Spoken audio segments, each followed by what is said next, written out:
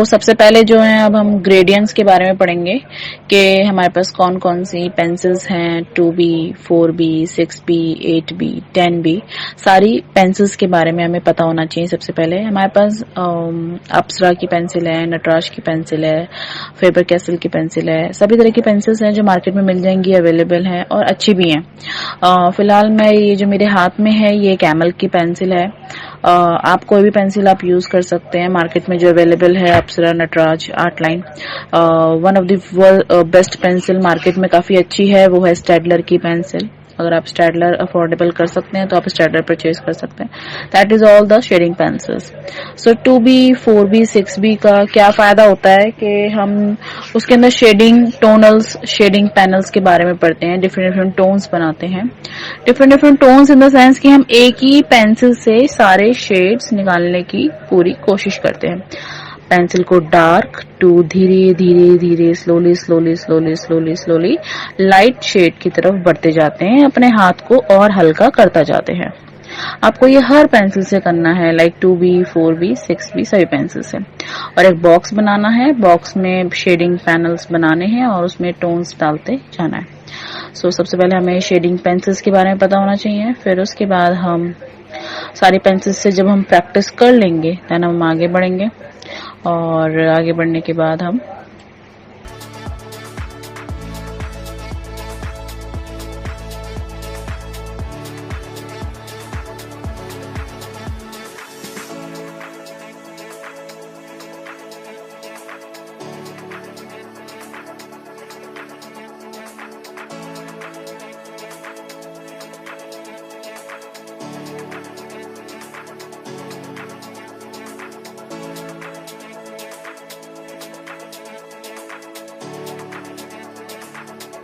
और अब जो है हम एक ऑब्जेक्ट में शेडिंग करके देखेंगे। छोटे छोटे ऑब्जेक्ट्स लेंगे, लाइक हम कोई भी बॉल या फिर हम शेडिंग के लिए मैंने एक गार्लिक निकाला हुआ है, लिटिल बेसिक स्टैंडर्ड शेडिंग, जिसमें हमें शेप्स के अकॉर्डिंगली अपने हाथ को चलाना है, dark to light, light to dark, हल्का कंट्रोल करते हुए ऐसे पेंसिल्स को चलाना है। जैसे शेप में हाथ जाएगा वैसे वैसे आपको अपना हाथ चलाना है।